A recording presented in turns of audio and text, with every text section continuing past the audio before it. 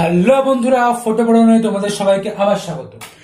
Video thumbnail এবং title দেখে নিশ্চয়ই বুঝতে পারছো যে আজকের ভিডিওর আলোচ্য বিষয়বস্তু হচ্ছে ক্লাস 11-এর কেমিস্ট্রির সেকেন্ড চ্যাপ্টার পরমাণুর গঠন বা স্ট্রাকচার অফ অ্যাটমের অন্তর্গত ডিসকভারি অফ ইলেকট্রন বা ইলেকট্রন আবিষ্কারের উপর। তোমরা নিশ্চয়ই জানো, খুব রিসেন্টলি আমি ফিজিক্সের একটা সিরিজ শুরু করেছি স্থিতিস্থাপকতা বা ইলাস্টিসিটি চ্যাপ্টারটার উপর। সেরকম ভাবেই কেমিস্ট্রিতেও একটা সিরিজ শুরু করলাম পরমাণুর গঠন বা স্ট্রাকচার অফ অ্যাটম চ্যাপ্টারটার উপর। আজকে সেটা ফার্স্ট ভিডিও।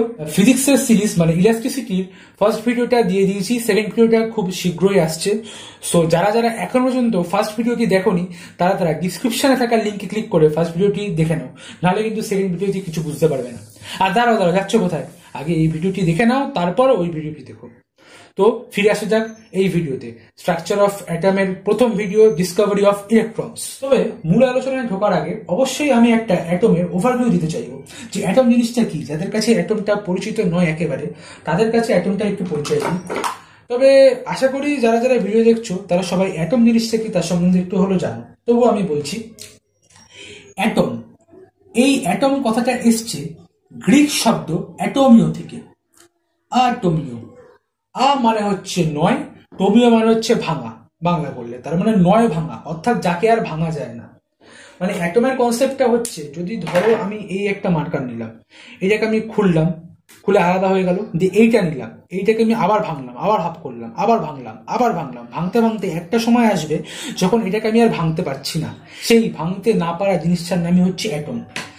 তবে এটা অ্যাটমের পূর্বতন কনসেপ্ট ছিল, যেখানে অ্যাটমকে মনে করা হতো the smallest unbreakable part of a matter.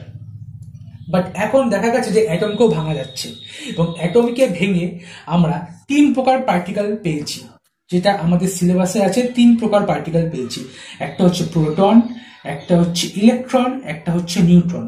আমি এই 3টে পার্টিকেলের নোটেশন ইউজ করছি, পুরো কথাটা লিখছি না, কারণ নোটেশন ইউজ করলে জিনিসটা কম টাইমের মধ্যে লেখা যায় এবং বোঝানো যায়। সো এর মধ্যে আমাদের এই 3টে পার্টিকেল সম্বন্ধে আলোচনা আছে। তাও এই 3টে পার্টিকেল সম্বন্ধে আলোচনা থাকলেও একটা জিনিস যেটা বইতে ভুল লেখা আছে, সেটা হচ্ছে এই 3টে পার্টিকেলকেই বলেছে ফান্ডামেন্টাল পার্টিকেল। এরা কিন্তু কখনোই ফান্ডামেন্টাল পার্টিকেল নয়। এদের মধ্যে একমাত্র ওয়ান অ্যান্ড ওনলি ইলেকট্রন হচ্ছে ফান্ডামেন্টাল পার্টিকেল। বাকি প্রোটন আর নিউট্রন এরা উভয়ই হচ্ছে composite particle. Better to say এরা উভয়ই হচ্ছে এক প্রকার হ্যাড্রন। হ্যাড্রন কি জিনিস সেই সম্বন্ধে পড়ে আসছি।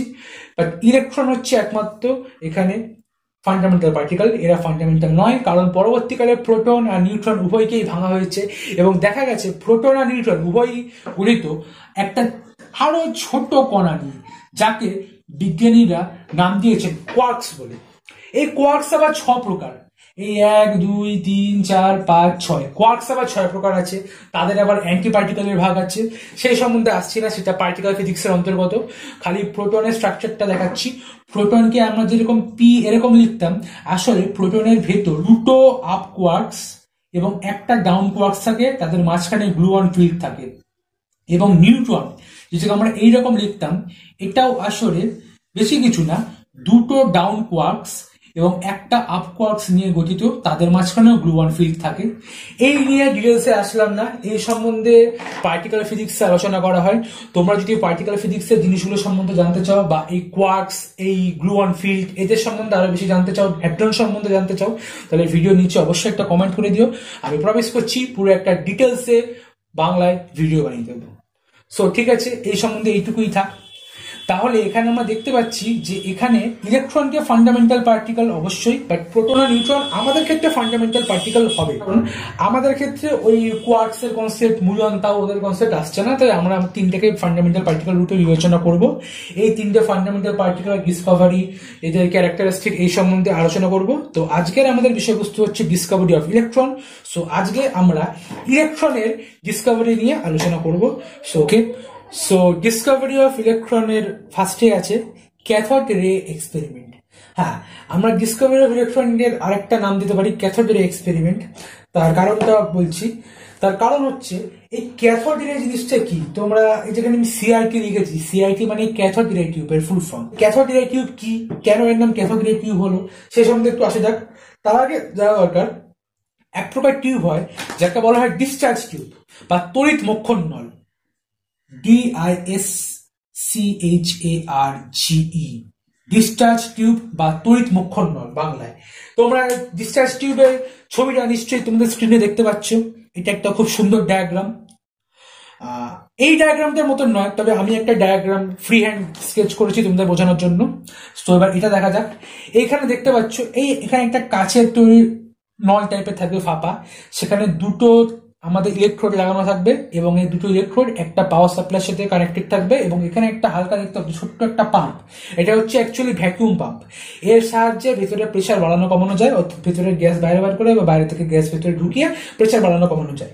এখানে একটা কথা বলে রাখি, এই পাওয়ার সাপ্লাইটা কখনোই কিন্তু এসি ব্যবহার করা যাবে না, এটা সবসময় ডিসি ব্যবহার করতে হবে। না কেন? এসি ব্যবহার করলে যখন এসি একটা ল্যাপস কমপ্লিট হয় আরেকটা ল্যাপস হয়, অর্থাৎ আমাদের সবসময় ডাইরেকশনটা চেঞ্জ করতে থাকে, তো সেক্ষেত্রে এটা ওয়ান ডাইরেকশনাল ফ্লো হবে না, সেক্ষেত্রে খুব সমস্যা হবে। তার জন্য পুরো এক্সপেরিমেন্টটা নষ্ট হয়ে যাবে। এর জন্য ডিসি ব্যবহার করা উচিত। এবং এসি ব্যবহার করতে আরো বেশি কেন সমস্যা, সেটা তোমরা ক্লাস 12-এ যখন এসি পড়বে তখন আরো ভালো করে বুঝতে পারবে। তো যাই হোক, এটা ডিসি ব্যবহার করতে হয়, একটা খুব হাই ভোল্টেজ পাওয়ার সাপ্লাই থাকে। এই ভোল্টেজটা আমাদের 10 থেকে 20 কিলো ভোল্টের মধ্যে রাখতে হবে, 10 থেকে 20 কিলো ভোল্ট। আর এই যে প্রেশারটার কথা বললাম, যে পাম্প আমাদের প্রেশারটাকে নিয়ে নেয়, এই প্রেশারটা তোমাকে মিনিমাম রাখতে হবে 10⁻³ মিলিমিটার অফ এইচজি, অর্থাৎ 0.001 মিলিমিটার অফ এইচজি, যেখানে আমাদের অ্যাটমসফিয়ারিক প্রেশার হচ্ছে 76 মিলিমিটার অফ এইচজি। তাহলে ভাবতেই পারছো কতটা লো প্রেশার আছে। লো প্রেশার আর হাই ভোল্টেজ ক্রিয়েট করার একটাই কারণ হচ্ছে আমাদের কোনো গ্যাস বা আমাদের নর্মাল এয়ার ইলেকট্রিসিটির ব্যাড কন্ডাক্টর। তাহলে আমরা ইলেকট্রিসিটি ফ্লো করাবো কি করে? ঠিক সেই জন্যই যখনই আমরা প্রেশারটাকে কমিয়ে দিচ্ছি, ভেতরের গ্যাসের পরিমাণটা কমে যাচ্ছে, যদি ইলেকট্রিসিটি পাস করা আরো বেশি তুলনামূলক সহজ হবে, তার জন্য আমরা প্রেশার কমিয়ে দিচ্ছি।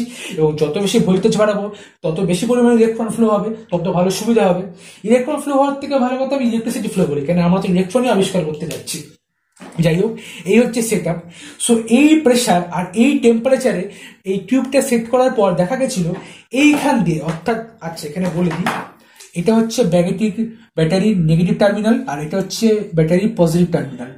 সো এইটাকে বলা হচ্ছে ক্যাথোড, যেটার সাথে নেগেটিভ টার্মিনালটা যুক্ত যে ইলেকট্রনের সাথে, সেটা হচ্ছে ক্যাথোড, এটা মাইনাস। আর যার সাথে পজিটিভ টার্মিনালটা যুক্ত ব্যাটারির, সেটাকে বলা হচ্ছে অ্যানোড, প্লাস। এই ক্যাথোড আর অ্যানোড। এবার যখনই আমরা এখানে সিস্টেমটাকে কানেক্ট করছি, তখন যদি এই সিস্টেমের সাথে একটা অ্যামমিটার জোড়া যায়, তখন দেখা যাবে যে অ্যামমিটার আমাদের এখানে নির্দেশ করবে যে এখানে একটা কারেন্টের ফ্লো হচ্ছে। এবং এই কারেন্টের ফ্লো কোন দিকে হচ্ছে না, ক্যাথোড থেকে অ্যানোডের দিকে একটা কারেন্ট ফ্লো করছে এবং ক্যাথোড থেকে অ্যানোডের দিকে একটা অদৃশ্য রশ্মি যাচ্ছে। এবার এই অদৃশ্য রশ্মি যাচ্ছে, তাহলে অদৃশ্য রশ্মি যাচ্ছে আমরা বুঝলাম কি করে? আমরা চোখে দেখেছি নাকি? তাহলে বুঝলাম কি করে? আসলে কি করা হয়েছিল না, এই অ্যানোডের পিছনে আমরা একটা প্রতিপ্রভ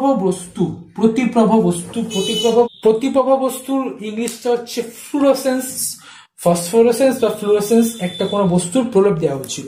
কি বস্তু আছে এরকম? সব থেকে কমন যে উদাহরণটা থাকে সেটা হচ্ছে জিঙ্ক সালফাইড, জেএনএস। বা আমাদের আরেকটা আছে, এটা বেশি কাজে লাগে না, সেটা হচ্ছে বেরিয়াম প্ল্যাটিনোসায়ানাইড।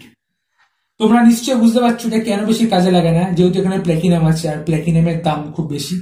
সো এই এরকম প্রতিপ্রভ বস্তুর প্রলেপ রাখা হয়েছিল এবং দেখা গেছিল এই প্রতিপ্রভ বস্তুতে সিঙ্গেলাইজেশন অর্থাৎ প্রতিপ্রভা সৃষ্টি হয়েছে।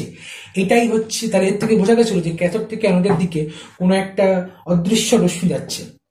এই রশ্মিটার নাম দেওয়া হয়েছিল ক্যাথোড রে এবং এই পুরো সেট আপটার নাম দেওয়া হয়েছিল ক্যাথোড রে টিউব এক্সপেরিমেন্ট।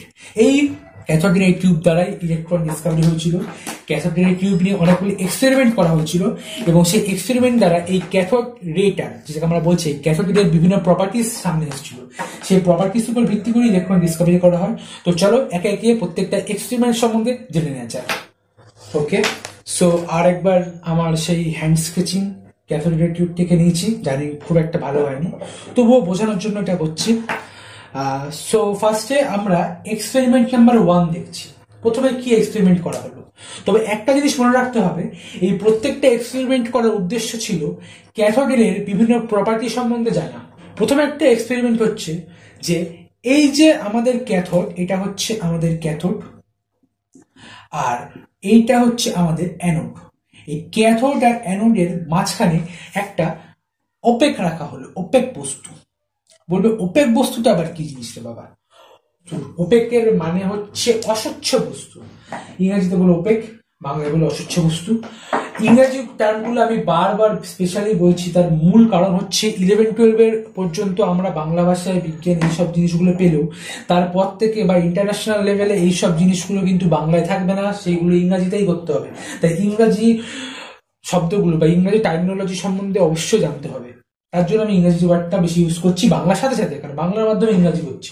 যাই হোক, একটা ওপেক বস্তু রাখা হলো। দেখা গেল প্রথমে যেখানে আমাদের এখানে জিঙ্ক সালফাইডের প্রলেপ দেওয়া ছিল যাতে সিঙ্কিলাইজেশন হচ্ছিল, প্রতিভা, এখন কিন্তু সেটা হচ্ছে না। অর্থাৎ এই ওপেক বস্তুটা এখান দিয়ে যে ক্যাথোড রেগুলো আসছিল সেগুলোকে ব্লক করে দিয়েছিল। এর মানেটা কি হলো? অনেকটা ধরো তুমি একটা আলোর উৎসের সামনে একটা কোনো অস্বচ্ছ বস্তু রাখলে বা কোনো লাইটের সাথে তোমরা হাত রাখলে দেখবে তোমার দেয়ালে ছায়া হচ্ছে।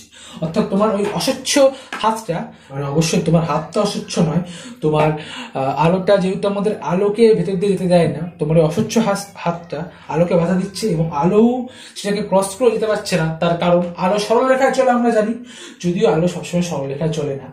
গ্র্যাভিটেশনাল লেন্সিং এর সময় আলোর পথ বেঁকে যায় যখন আলো আমাদের কোনো বিশাল মাসযুক্ত কোনো স্টারের পাশ দিয়ে যায়। যাই হোক, সেটা এই ভিডিওর আলোচ্য বিষয় নয়। আলো সরলরেখায় চলে, তাহলে এটা প্রমাণ করছে যে এই ক্যাথোড রেটাও সরলরেখায় চলে। ক্যাথোড রেটার একটা পয়েন্ট পেলাম, cathode ray always travels in straight line. Okay, so এবার সেকেন্ড এক্সপেরিমেন্টে যাওয়া যাক।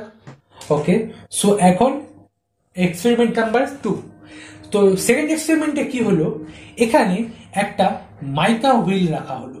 মাইকা হুইলটা কি জিনিস আমি ছবি দিয়ে দেবো, যদি আমি ছবিটা পাই আমি দিয়ে দেবো। এবং দেখা গেল যখনই ক্যাথোড রে এরকম দিয়ে যাচ্ছে, যখন পুরো কানেকশনটা করার পর ক্যাথোড রে যাচ্ছে, তখন এই মাইকা হুইলটা ঘুরতে থাকছে। অর্থাৎ এখানে বোঝা গেল যে এই ক্যাথোড রে এই হুইলটাকে কাইনেটিক এনার্জি প্রদান করছে। তার মানে ক্যাথোড রে নিজের একটা কাইনেটিক এনার্জি আছে।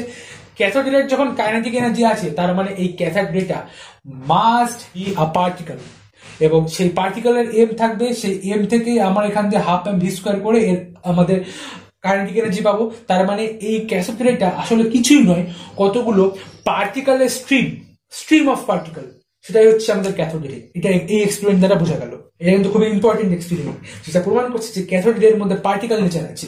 হয়ে গেছে এক্সপেরিমেন্টটা। এবার থার্ড এক্সপেরিমেন্ট আসছে। থার্ড এক্সপেরিমেন্টে কি হলো, এই ক্যাথোডের রাস্তাটায়, অর্থাৎ যে রাস্তা দিয়ে ক্যাথোড যাচ্ছিল সেখানে ইলেকট্রিক ফিল্ড আনা হলো। অর্থাৎ ধরো এখানে একটা প্লাস ইলেকট্রোড, এখানে একটা মাইনাস টার্মিনাল, দুটো দেওয়া হয়ে গেল, প্লাস টার্মিনাল মাইনাস টার্মিনাল। এটা এখান দিয়ে কানেক্ট আছে, এখান দিয়ে আমাদের টার্মিনাল দুটো কানেক্ট আছে, সেদিক দিয়ে চাপ নেই। এখানে আমাদের ব্যাটারি আছে, পুরো ডায়াগ্রামটা এঁকে দিই তাহলে সুবিধা হবে। ব্যাটারি দিয়ে কানেক্ট আছে, প্লাস টার্মিনাল আর মাইনাস টার্মিনাল। দেখা গেল ক্যাথোড রেটা আমাদের মাইনাস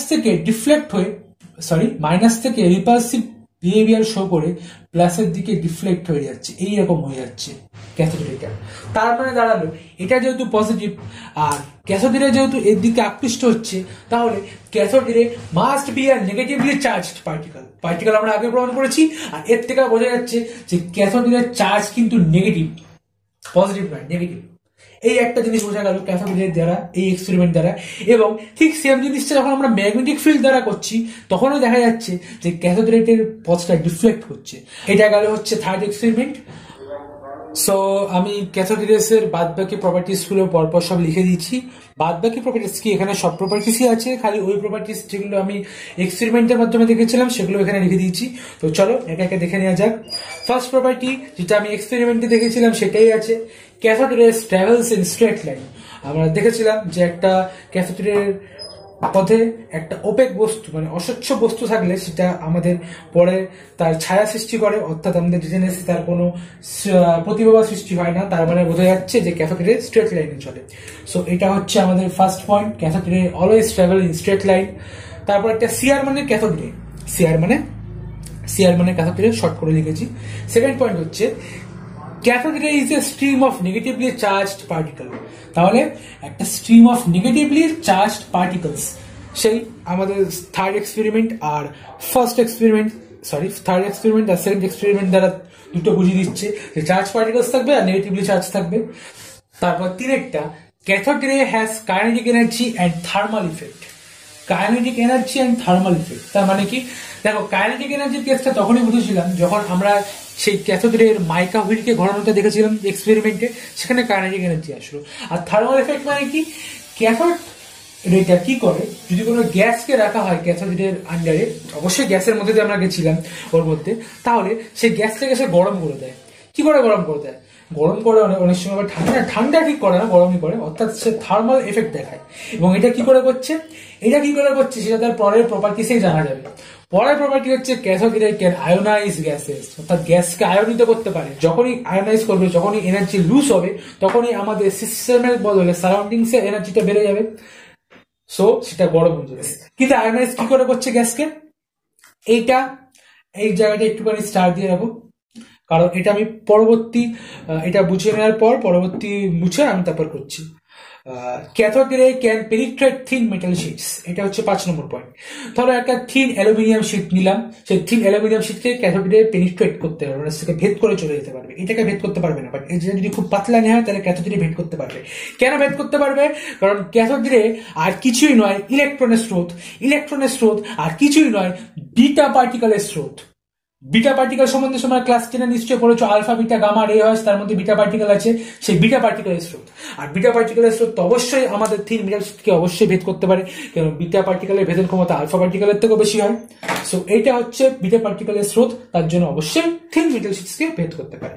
তারপর cathode ray effects photographic plate, অবশ্যই আমাদের পিছনে প্রতিপ্রভ বস্তু দিলে, জিঙ্ক সালফাইড বা বেরিয়াম প্ল্যাটিনোসায়ানাইড এইসব দিলে ক্যাথোড রে সেটাকে এফেক্ট করে, এবং ফটোগ্রাফ এর দ্বারাই আমাদের ফটোগ্রাফিক প্লেটগুলো তৈরি করা হয়।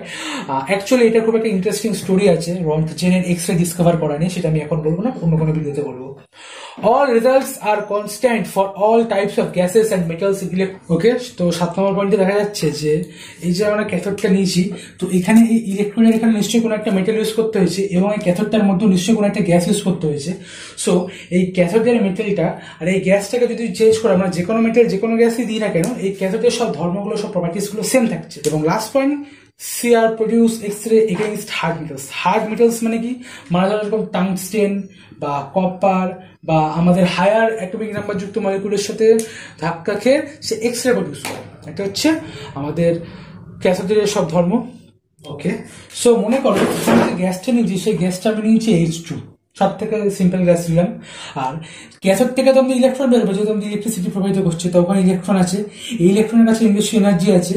আর H যেটা, সে তো আমাদের এরকম বন্ডের সাথে যুক্ত থাকে, তাহলে এ কি করবে, এনার্জি দেবে এই বন্ডটাকে, ফলে বন্ডের হোমোলিটিক ডিভিশন হবে। হোমোলিটিক ডিভিশন, হেটারোলিটিক ডিভিশন, অর্থাৎ সমবিভাজন, বিষমবিভাজন, এই সম্বন্ধে তোমরা কেমিস্ট্রিতে, জিওসিতে পড়েছো, অর্গানিক কেমিস্ট্রিতে আশা করি পড়েছো। সো এটা H তৈরি করবে, তারপর এই ইলেকট্রনটা গিয়ে আবার একে ধাক্কা মারবে, ফলে H প্লাস একটা ইলেকট্রন তৈরি করবে। এই দেখো আয়োনাইজ করে দিল গ্যাসকে। এইরকম ভাবে এই ইলেকট্রন গুলো, মানে আমরা গ্যাসের মধ্যে থেকে ইলেকট্রন বার করে নেবে এবং পুরো জিনিসটাকে আয়োনাইজ করে দেবে গ্যাসটাকে। সো এই হচ্ছে বাকি প্রপার্টিস। আশা করছি ভিডিওটা ভালো লেগেছে। ভিডিওটা বড় হয়ে গেছে, একটু কি করবো, ডিটেলস এগুলো বলতে হলে এবং একটু ভালো করে বোঝাতে হলে একটু বড় হয়ে যায়। আশা করি ভিডিওটা ভালো লেগেছে।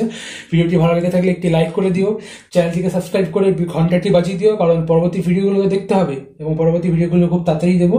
এবং বন্ধুদের সাথে ভিডিওটি শেয়ার করে দিও। ভিডিওটি ভালো লাগলো না খারাপ লাগলো বা এই সম্বন্ধে কোনো বক্তব্য থাকলে নিচে অবশ্যই কমেন্ট করে দিও। আপাতত এইটুকুই। ফিজিক্সের ভিডিও খুব তাড়াতাড়ি আসবে। বিদায়।